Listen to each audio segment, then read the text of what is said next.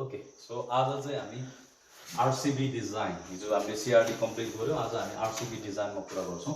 Let us not look into the numbers first of all. Let us first understand what is RCB design. हिजो हामीले CRD मा के कुरा गर्यो त भन्दाखेरि it utilizes two principles of randomization and replication. In contrast RCB मा हामी तीनटै प्रिन्सिपल लाई लिन्छौं. एउटा भनेको replication, randomization and local control. Local control or blocking जेसुकै भने पनि त्यसलाई कसरी चाहिँ गर्ने भन्दा चाहिँ generally randomized complete block design भनेको चाहिँ हिजो हामीले CRD मा homogeneous condition मा गर्न सकिन्छ भने जस्तै यो भनेको चाहिँ one way heterogeneity भएको ठाउँमा heterogeneous मा गर्ने. Like for example, let us assume यहाँ चाहिँ एउटा खोला बगिरहेको छ. यो हाम्रो experimental field भयो भने यो खोलाबाट lateral seepage भएर आउने चान्सेस मा यो ठाउँमा मोइस्चर जहिले पनि धेरै हुन्छ as compare to this place. त्यो कारणले हाम्रो हेटेरोजेनिटी ग्रेडियन्ट मोइस्चर ग्रेडियन्ट यसरी यसमा चेन्ज हुँदैछ यो डाइरेक्सनमा. र आरसीबी को प्रिन्सिपल अनुसार हामी के गर्छौं त भन्दा यस्तो वान वे हेटेरोजेनिटी हुँदा we tend to have a block perpendicular to the direction of heterogeneity. Heterogeneity direction यो हो र हामी परपेन्डिकुलरली ब्लक क्रिएट गरिरहेका छौं. हामीसँग एउटा block number 1 2 3 4 5 or 1 2 3 4 5 one or the same thing जसरी पनि हामी यसलाई मेन्टेन गर्न सक्छौं. र यसमा अर्को कुरा भनेको चाहिँ अब जुन र्यान्डमाइजेसन को हिजो हामीले सीआरडी मा कुरा गरेका थियौं इन्स्टेड हामीले सीआरडी मा चाहिँ होल एक्सपेरिमेन्टल युनिट मा र्यान्डमाइज गरिरहेका थियौं भने यसमा चाहिँ हामी र्यान्डमाइजेसन विदिन द ब्लक गर्छौं. भनेको ब्लक नम्बर 1 मा हामीसँग चारवटा ट्रिटमेन्ट छ. फर एक्जाम्पल चारवटा भेराइटी छ. फर एक्जाम्पल त्यो चारवटा भेराइटी पर्छ. ब्लक 2 मा पनि त्यो चारवटा भेराइटी पर्छ. 3 मा पनि 4 मा पनि 5 मा पनि द सेम हो. सो दैट मीन्स यो भनेको चाहिँ के हो त भन्दाखेरि एउटा ट्रिटमेन्ट एउटा ब्लक मा एकचोटी मात्रै आउँछ. It will not get repeated in the block. That is the major principle of randomization in terms of RCB, and it can be conducted in the places where हामी चाहिँ one way or unidirectional heterogeneity gradient हुने ठाउँमा चाहिँ हामी RCB लाई employ गर्छौं. So that's the major undertaking about how it is done in RCB भन्ने कुरामा randomization र blocking को concept मा कुरा गर्दा. Let us now get into one example. अब कसरी चाहिँ यसमा आरसीबी को चाहिँ एनालाइसिस हुन्छ, डेटा एनालाइसिस चाहिँ कसरी गरिन्छ भन्ने कुरामा लाइक अहिलेकै हाम्रो एक्सपेरिमेन्टल आउटपुटकै आधारमा हामी के भन्न सक्छौं त भन्दा ब्लक हामीसँग 1 2 3 4 5 पाँचवटा ब्लक छ र त्यो पाँचवटा ब्लकमा हामीसँग चारवटा ट्रिटमेन्ट छ. त्यो ट्रिटमेन्टलाई लेट अस एज्युम हिजोकै जसरी भेराइटी एज्युम गर्थ्यौं र त्यो भेराइटीको कुनै एउटा parameter plant height let us plant हाइटको चाहिँ यो डेटाबेस हो. यति सेन्टिमिटरको प्लान्ट हाइट छ. So these are the data. अब यसमा the first step of analysis मा जानु भन्दा अगाडि हामी सबैभन्दा सुरुमा के गर्छौं त भन्दाखेरि ब्लक 1 को समेसन कति छ, ब्लक 2 को समेसन कति छ, ब्लक 3 को एन्ड सो अन. र त्यस्तै गरेर ट्रिटमेन्ट ए को पाँचवटा ब्लकमा समेसन कस्तो छ एन्ड सो अन. यो किन गर्दै छौं त भन्दाखेरि किनभने हिजो हामीले सोर्स अफ भेरिएसन भनिरहेका थियौं. सोर्स अफ भेरिएसन मा हिजो हामीसँग within the group and between the group मात्रै थियो. भन्न खोजेको एउटा ट्रिटमेन्टको आधारले थियो, अर्को एरर मात्रै थियो. तर यहाँ चाहिँ हामीसँग ब्लकको आधारले पनि डिफरेन्स हुन सक्छ किनभने हामी हेटेरोजेनियस कन्डिसनमा ब्लक क्रिएट गरेर गरिरहेका छौं. त्यही भएर ब्लकको बीचमा पनि डिफरेन्सेस हुन सक्छ. त्यस्तै गरेर अर्को कुरा भनेको भेराइटी अर ट्रिटमेन्टको बीचमा डिफरेन्सेस हुन सक्ला. र त्यस बाहेकको जति पनि अरु चीज हुन्छ त्यसलाई हामी एरर अर रेसिड्युअल भनेर लिन्छौं. अब हामीसँग एउटा सोर्स अफ भेरिएसन बढ्छ in terms of RCB as compare to CRD. Block को सोर्स अफ भेरिएसन चाहिँ बढ्छ. सो नाउ हिजोकै जसरी अब यही डेटामा प्ले गरेर हामीसँग यो डेटामा प्ले गरेर हामी चाहिँ यसको एनालाइटिकल स्टेप्सहरु चाहिँ गर्छौं. द फर्स्ट स्टेप भनेको चाहिँ step 1 in the analysis. Analysis भनेको सुरुमा करेक्सन फ्याक्टर निकाल्नु र हिजोकै जस्तो ग्रान्ड टोटल को whole square upon total number of अब्जर्भेसनले चाहिँ हामीलाई यो दिन्छ. अहिले हाम्रो यो एक्जाम्पलमा ग्रान्ड टोटल भनेको 1720 whole square upon total number of observation भनेको चाहिँ नम्बर अफ ब्लक 5 × 4 गरेर 20 छ so that would be 147920 that will be our correction factor. Similarly step 2 मा हामीले निकाल्नु पर्ने भनेको चाहिँ नि total sum of square. Total sum of square भनेको चाहिँ के हो त भन्दाखेरि summation of every item x y whatever you say minus c सबै आइटम हो भन्न खोजेको हाम्रोमा जुन थियो अघिको 89 square plus 88 square plus so on plus 88 square minus correction factor र यसको रिजल्टेन्ट भनेको यो एक्जाम्पलमा तपाईले क्याल्कुलेट गर्न सक्नुहुन्छ दैट विल कम एज 560 त्यो हाम्रो टोटल सम अफ स्क्वायर. त्यस्तै गरेर स्टेप 3 भनेको अघि नै मैले भनिहाले सोर्स अफ भेरिएसन यसमा दुईटा हुन्छ त्यो भएको भएर हामी चाहिँ के गर्न सक्छौं त भन्दाखेरि अब ब्लक को सम अफ स्क्वायर गर्दाखेरि चाहिँ summation of block 1 whole square upon number of treatment plus summation of block 2 whole square upon number of treatment and so on. अब block 1 को total भनेको 368 square upon number of treatment भनेको block 1 मा 4 वटा छ त्यस्तै गरेर so on. block प्रत्येक block मा यो चाहिँ 4 नै हुन्छ जान्छ र यस र माइनस c है सरी र यसमा चाहिँ यसको टोटल क्युमुलेटिभ हुन आउँछ 268. त्यस्तै गरेर अब स्टेप 4 भनेको चाहिँ ट्रिटमेन्ट सम अफ स्क्वायर हो.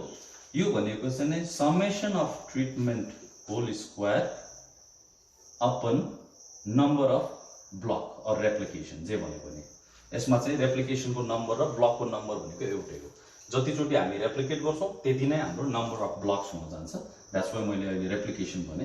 त्यस्तै गरेर plus another treatment upon replication हाम्रोमा रेप्लिकेसन नम्बर भनेको 5 छ so it would be like 420 square upon 5 minus cf चाहिँ सबैमा छ है plus 425 square upon 5 and so on minus cf which is going to be equal to 7.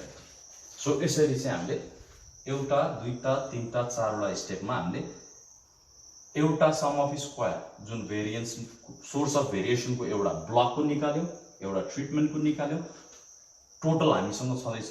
So step 5 भनेको के हो त भन्दाखेरि we have to calculate the error sum of square जुन भनेको चाहिँ that is total sum of square minus block sum of square minus replicate or treatment sum of square. यो भनेको that will be equivalent to 226. Now we have 226 plus 70 plus 268 and equaling to 560. Altogether, I don't think that is 60, 68. Mean the 8, 6, 14. Yeah, maybe calculation. Okay, 560 minus 70, 490. 2, 2, 2. So it's 222, not 226. Okay. So यो चाहिँ हाम्रो calculation चाहिँ error हाल्नु. अब हाम्रो concern भनेको चाहिँ after this our concern would be to analyze it via ANOVA.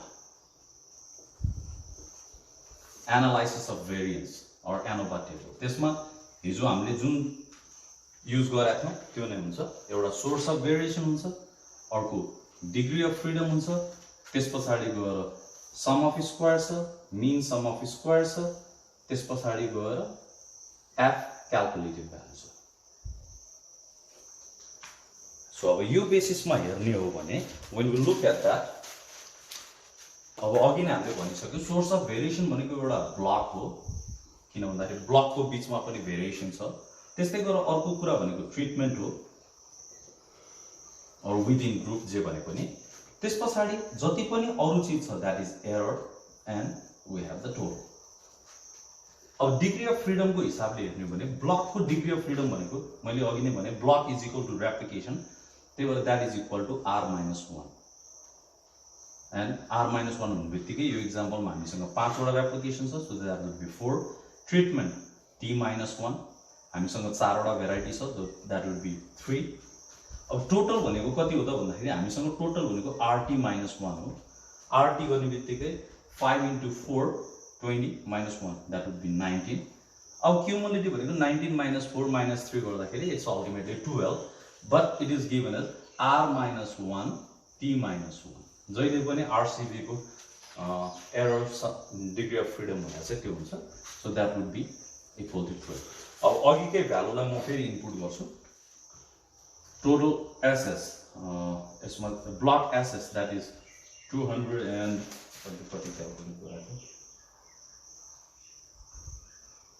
268, त्यस पछाडि गएर यसमा that is 70 र एररमा 222 and the total was 560। so यो अब हिजै मैले एमएसएस भनेको के हो भन्दा चाहिँ it is always SS upon degree of freedom, so that would be this upon 4, this upon 3, this upon 12 and so on। Okay, so our MSS हामीले क्याल्कुलेट गर्न पर्ने हुन्छ, and that is given by sum of square upon respective degree of freedom। अब 268 upon 4, 70 upon 3, 222 upon 12, so on, and that would account for 67, 23.3 and 18.5। अब हिजो हामीले CRD गर्ने बेलामा चाहिँ हामीसँग ट्रिटमेन्ट मात्रै थियो, त्यही भएर हामीले एफ क्याल्कुलेटेड निकाल्ने बेलामा के गर्यौ त भन्दाखेरि एमएसएस अपन एमएसएस इरो। अब यसमा ट्रिटमेन्ट मात्रै थियो, तर यहाँ हामीसँग ब्लक पनि छ। अब हामी चाहिँ दुईटैको क्याल्कुलेट गर्छौं। एउटा भनेको यसको भ्यालु भनेको 67 अपन 18.5 गर्दाखेरि हाम्रो भ्यालु हुन आउँछ 3.62 र 23.3 अपन 18.5 गर्दाखेरि हाम्रो भ्यालु हुन आउँछ 1.25। अब यो चाहिँ हाम्रो एफ क्याल्कुलेटेड भ्यालु हो र हामीले अब हामी नल हाइपोथेसिस एक्सेप्ट गर्ने कि नगर्ने भनेर हामीले यो एक्सपेरिमेन्ट गर्यौं। अब हिजो हाम्रो नल हाइपोथेसिस भन्ने बेलामा के थियो त भन्दाखेरि हामीले yield of mean of variety A is equal to mean of variety B is equal to mean of variety C is equal to mean of variety D। यो एउटा कन्सेप्ट थियो भने आरसीबी मा अर्को पनि एउटा नल हाइपोथेसिस थपिन्छ and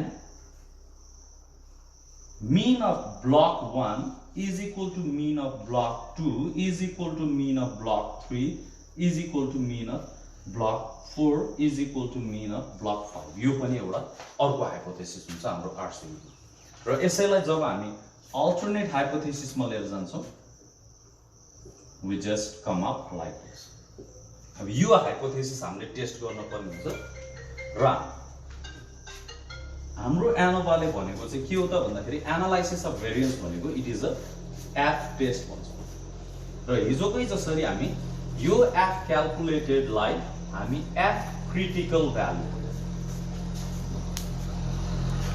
okay so F calculated र एफ क्रिटिकल को बीचमा चाहिँ हामीले कम्पेयर गर्न पर्ने भयो।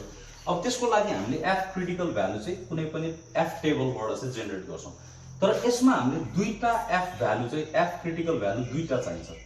एउटा कम्प्यारिजन यसको सँग गर्नलाई हामीलाई के चाहिने भयो त भन्दाखेरि F at the level of 0.05 level of significance with degree of freedom 4 and error degree of freedom 12 एउटा भ्यालु यो चाहियो यससँग कम्पेयर गर्नलाई र यससँग कम्पेयर गर्नलाई हामीलाई चाहियो एफ एट 0.05 एट 3 and 12 यो दुईटा एफ भ्यालु चाहिँ चाहिन्छ। अब यो एफ भ्यालु हेर्ने हो भने this is equal to 2.48 and this is equal to 2.61। अब कम्पेयर गर्ने हो भने हामीलाई के थाहा भयो त भन्दाखेरि 2.48 भन्दा यो धेरै छ, it's greater than 2.48 but this 1.25 is smaller than 2.61। त्यो भएको भएर अब यसमा के भयो त calculated F value of treatment is less than the tabulated value, therefore we accept the null hypothesis भनेको के हो त भन्दाखेरि ट्रिटमेन्ट भने भेराइटी बीचमा प्लान्ट हाइटमा केही पनि डिफरेन्सेस छैन एउटा अर्को चीज भनेको के हो त भन्दाखेरि ब्लकको हिसाबमा हेर्ने हो भने the calculated F value is greater than the tabulated F value therefore ब्लकको केसमा चाहिँ हामी नल हाइपोथेसिसलाई रिजेक्ट गरेर यसलाई चाहिँ हामी युज गर्छौं अल्टरनेट हाइपोथेसिसले भनेको कुरा चाहिँ ठीक हो नल हाइपोथेसिसले भनेको कुरा ठीक होइन भन्न खोजेको के हो त भन्दाखेरि ब्लकको बीचमा चाहिँ भेरिएसन छ अब यसरी भेरिएसन आयो भने बल्ल हामीले आरसीबीडी डिजाइन गरेर ठीक गर्यौं भन्ने थाहा हुन्छ किनभने यदि हाम्रो ब्लकको बीचमा डिफरेन्सै छैन भने त्यस्तो बेलामा हामीले आरसीबी एप्लाई गरिरहेछौं भने त जब ब्लकको बीचमा डिफरेन्सै छैन भने के त्यहाँ हेटेरोजेनिटी नै छैन कि भएको हेटेरोजेनिटी युनिडाइरेक्सनल छैन भन्ने बुझिन्छ र त्यतिखेर हाम्रो डिजाइन फल्टी हुने चान्सेस एकदमै हाई हुन्छ त्यही भएर अब यो केसमा हेर्नु भने ब्लकको बीचमा डिफरेन्सेस छ भन्ने बित्तिकै we know that we did a very good design हामीले राम्रो डिजाइनमा काम गर्यौं दैट्स व्हाई ब्लकको बीचमा चाहिँ भेरिएसन रहेछ र त्यस्तो ठाउँमा हामीले आरसीबी डिजाइन युज गरेर we did a great job so that is how we tend to work upon र फर्दर एनालाइसिसमा जाने बेलामा ब्लक 1 मा राम्रो फल्यो कि ब्लक 2 मा राम्रो फल्यो कि त्यसले खासै मानेर हाल्दैन जस्तो अघिकै एक्जाम्पलमा मैले भने खोला बगिरहेछ भने मोइस्चरको कारणले मोरलेस खोला साइडको ब्लकमा it's comparatively a better result as compare to the dryer areas त्यसरी हामी अटोमेटिकली एउटा हेटेरोजेनिटी ग्रेडियन्टको आधारमा हामी त्यसलाई एक्सप्लेन गर्न सक्छौं र फर्दर ब्लक 1 राम्रो कि ब्लक 2 राम्रो त्यसले हाम्रो फर्दर एनालाइटिकल सपोर्टमा चाहिँ त्यति साह्रो हेल्प गर्दैन मात्र के हो त भन्दाखेरि हामीले युज गरेको डिजाइन फल्टी छ या ट्रू छ भन्ने कुरा चाहिँ यसले एक्सप्रेस गर्दिन्छ so this is how we generally tend to go on र बिकज ट्रिटमेन्टको बीचमा चाहिँ there is no such significant differences हामीले नल हाइपोथेसिस एक्सेप्ट गरिसक्यौं र त्यो कारणले हामीले सिधै के भन्यौ त भन्दाखेरि हामीले ल ठीक छ यो भेराइटीको बीचमा चाहिँ प्लान्ट हाइटको केसमा खासै डिफरेन्सेस छैन भन्ने बुझ्यौं दैट्स व्हाई अब सब्सिक्वेन्ट हिजो हामीले गरे जस्तो एलएसडी क्याल्कुलेट गर्ने त्यसपछि मिन कम्प्यारिजन गर्ने प्रोसेस गर्नै पर्दैन किनभने we know that they are same they are not statistically different in any ways of plant height so we generally fail to reject the null hypothesis so that's the absolute thing so that's all for RCB class